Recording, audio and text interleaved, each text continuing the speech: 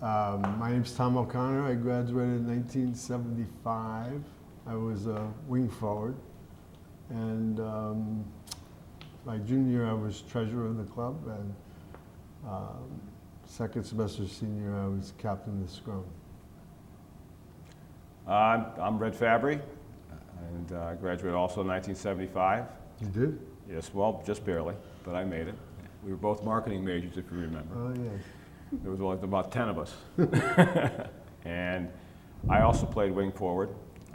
I was much better looking than Oakie, so that was part of the draw. I had a lot of hair also. And I held no positions except for keg tapper, I believe, right? That was pretty important. Very important, all right?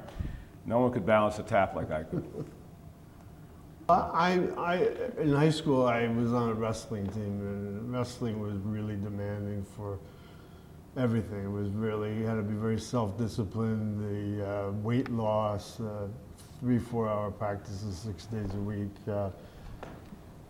I just didn't want to do that in college, but I wanted to play a sport, and I really didn't want the regimentation that I had had in high school. So I had heard about rugby. I never even saw a game. I heard about it. I don't think I even saw a ball. But I went out the first day of practice, and from that day until now, it's just become a way of life for me. I remember specifically, walking down the hill to, in those days we played, were Dolan School Businesses, and it was just a rolling green, hilly field. And I remember getting there, and the captains were Chris Galvin and Tim McKendy. They introduced themselves, started teaching us right away, introducing us to all the other guys. By the way, it was like, there's Slammer, and there's Bomber, and there's Hawk and Bear, and all kinds of names. Nobody had a real name. Bobby Deeren had Bibbs. A real name. Oh, Bibbs, right. Yeah. Mouse. And Tommy D'Amato was Mousy. Mouse. So we didn't know if you were in a zoo and then there was Q-Man. Q-Man was the hooker, by the way. Oh, what am I getting myself involved in? I mean, I only know what the hooker is in one way, and I'm like sure that my mother would be liking this game. But yeah, Gigi wouldn't like that. So anyway, it just, from there, it became a way of life. Yeah, and I described mine as, I had 2 college experiences. First 2 years I didn't play rugby, and the last 2 I did. And the latter 2 were far better than anything I could ever imagine in going to school here. Just like what Oak said, is the amount of people, the camaraderie, the fellowship, the fun was just immeasurable in how great of a college experience you could have. Your whole week were planned around it, from the practices to the selections night, to the Friday nights at the Nautilus, to the games on Saturday morning. I remember being so excited to get up in the morning and go line the field. And then I just think the way we had it, the whole social atmosphere of it, along with the guts of the game, just added so much to it. There was always a little fear, a little trepidation to go on the field, because it was a hard to play. And then just the release and the fun afterwards was just unbelievable. And so my youngest son, Kevin, plays for BC. And when I go up and watch him, I can say honestly, nothing's changed. It's still the same. I kept strict records of every game, so I had pretty much... You did? Yeah, after every game. So it was junior and senior year anyway, so I know that, I thought that we were much better record-wise than we actually were when I went back to check on it recently. And I think, for instance, our junior year, first semester, we were 3-5. And we played, it was interesting, we played Army, who Army right now is like nationally ranked, I guess. We lost to them 18-10. And the next week we played Kings Point and we beat them 12-4 or something like that. So it was interesting. We did great against the now powerhouses. We even beat Old Blue our senior year. But I think we probably hold the record for the most ties. Our junior year in the spring, we were 1-0-3. We tied Villanova 12-12. Mm-hmm. Then we went on and we tied, I can't remember, someone else 7-7. And then the third week, we tied Essex 12-12, 3 ties in a row. So, and then our senior year, we were like, in the fall, we were like 5-5, and in the spring also, I think we were about, 500. But I think, as time goes on, our stories are much better. We were much better now than we were then. I'm 10 times better than you were. But I just remember some of the, military weekend when our match secretary, Dewey Egan, we played Kings Point, then Army, and then another military school somewhere that we never even heard of. And that was... Coast Guard, probably. Probably Coast Guard, you're right. And for someone who wasn't in the best of shape, that was very, very hard to do. My best recollection, I used to love the Essex game in the fall. That was probably the pinnacle of the season for me. And the B game was as fun as the A game. I mean, we used to go BAC, and I loved playing. I played the B games anyways, but it was great to play it, and then be able to cheer you guys on afterwards. Those were pretty good, weren't they? Yeah, for sure. Fun days. Those were fun days. Tuesday, Wednesday, Thursday practice, and it was a great break from school. You get done, you had 2 hours about being outside, and I remember we'd follow the captains either to the big lap or the little lap. And I'll never forget the first time I was at practice and we went to do the big lap, and you did the small one. I always did the small one. You never. And I said I had shin splints. Yeah, you had all kinds of good excuses.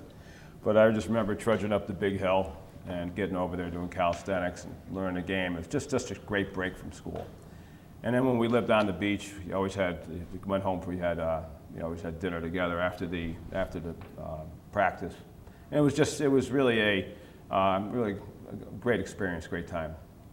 And then, but I'll let you talk about selections. Well, selections was every Thursday night. It was the president and the 2 captains and invited others. And man, we took it so seriously. We'd spend hours and we would talk about each guy, each position, and literally hours. And the guys would wait at the Nautilus to find out what the results were. And if they weren't there on Friday morning, we'd post it in the by the bookstore. And in those days, we had 4 teams. And I was on the D team, and it didn't matter. I mean, you still played. Everything was always competitive. It was the same. You wanted to improve and so forth. But if I was on the D team, I was treated the same way as a player on the A team. It was fantastic. Mm-hmm. But initiation was pretty fun. As I told you, I didn't start until junior year, and we had our beach house, 2005 Fairfield Beach Road, the Castaways Cottage, which Was that an advertisement? No, that was a great spot, wasn't it? We took over from Mousy and it was Bobby a there. rugby It house. was a rugby house. I remember the first game, we had the party at our house, and I had to stand on a beer keg and tell a joke or sing my high school fight song while they threw beer on me. And then all of a sudden, Oak comes running out and goes, "Stop, stop, stop. Why are you wasting the beer? Get the water out of the sound and throw it at him." So they went down and they grabbed big buckets and started throwing ice cold sound water on me as I tried to tell a joke that was pretty bad. And, but that was the extent of it. And to see, how innocent that was. And I just can never forget you running down and said, "Well, you're wasting beer, get the sound." But it was pretty fun. It was the social scene. The rugby team was in the fall and the spring. Like I said, it was your whole week. we were an attraction for people Everybody. on campus too. They would come and spend Yeah. hours, you know. Again, in those days, we were using the old Corbett Field for regular practices and regular games. It was only for special games that we used Growart Field, which was at the time the only regulation rugby field on a college campus. And we would load the hill with people, and in that case then also we had the whole wall against the Right. North Benson Road, and people would come and spend the afternoon there. Yeah, and sometimes incredibly amount of people, which would be really fun to play on. And in terms of the, you know, the scene on campus and how we interacted with administration, it was probably like any other sport or club or group. We did interact. We had, we worked with the recreation department where we were responsible for our own funds. We did receive funds from the school, and we had to account for them. And you know, the process was to teach us how to manage our own organization, which I think is still in effect today. You were a treasurer, right? I certainly was. Should you come clean now with this story, Oak, or what? Well, it's up to you, Ray. I guess it's okay. It's time, the statute of limitations are over after 45 years? Well, Mr. O'Connor here was the club treasurer in charge of the $500 I think we used to get from the school. Something for the whole season. And he was very, very parsimonious with the money. And he, you know, counted for every nickel. Except for one day, we were in dire need of a pack of cigarettes on the way home. And I finally broke him down. And he bought a pack. I think it was 40 cents. So 40 cents. Maybe you should pay 20 and I should pay 20 So cents we owe, back to you. I think we might owe the club now with interest a quarter apiece. But one lousy pack of cigarettes all those times, all right? You were a good treasurer. But we did get along with the administration. You know, they watched us like they would watch any other club, and worked with us. And we had generally good experiences, I think. I agree. And really no trouble at all through our years. We were not. Well, we were perfect. We were never in trouble. We were perfect. We get more perfect as we get older too, don't we? I don't know. What was the first 2 years? What would you say? That was more I think turbulent. it was an escape. Yeah, I mean, we probably were. I always feel like, and I tell my own children, you know, going to college is, you know, it's a learning experience where you're allowed to make mistakes in a microcosm and you're protected. Yeah. And we were protected. You know, Vietnam was going on and none of us wanted to go fight. And those days they had the lottery and we were all nervous about, you know, if we were going to be selected to have to go. And so it was an escape. And I agree. we were sort of protected in that environment, I think. Yeah, I agree with Oakley on that. It was an escape. You could forget about everything. One of the greatest things I thought about playing rugby in general was, as soon as you stepped on the field, everything that was bothering you left, because you had to concentrate on what you were doing for the 2 full halves. And you had a mixture of, you know, fear and exhilaration, and that it just eliminated any angst you had about what was going on in the world, or our draft numbers, or our Dr. Cavallo's test, our one marketing teacher, or trying to figure it out, or anything. It really was an escape. Very well put up. One of the great parts of playing rugby, in addition to what we're talking about, the lifestyle that it gave us opportunity to do some traveling. My freshman year, I remember Marty O'Connor, I think, was in charge of, or was it John Donovan, raffling off a car. And we did that. We went to England and Wales. We played games there, and then the second week we were able to go wherever we wanted. I happened to go to Ireland with several guys, and Tommy Rowland, Artie Franks, and Rich Ryan, and others, and we had a ball. But we really learned how to play rugby from, you know, the masters of it, and that was a great experience. And I was only, you know, 18 years old at the time. And then I remember my senior year, we went to play in a Mardi Gras tournament at LSU, and you know, again, we had a ball at the tournament. We traveled together. At the time, Mary Lou and I were married for just 2 months then. It was, and the Mardi Gras tournament was in February, and we had 2 rooms for us. There were 17 people, 15 guys in one room, and Mary Lou and I had the other room. So, but we just had, it was a great opportunity to play rugby and then visit the Mardi Gras, and you know, just another cohesive activity for us. Yeah, those are the big trips. The smaller ones were, I just remember with being quite something. The trips to Georgetown and the trips to Villanova, and they were, you know, we'd all pile in someone's old car and travel all the way down, and without a place to stay, then you'd find a place to stay and play the game the next day. It was, you know, it was just everything that you could imagine. A lot of fun, and it's, in particular, the Georgetown one, if you got in the wrong car, you were in for quite a different experience than if you got on the right car. And I got in the wrong car.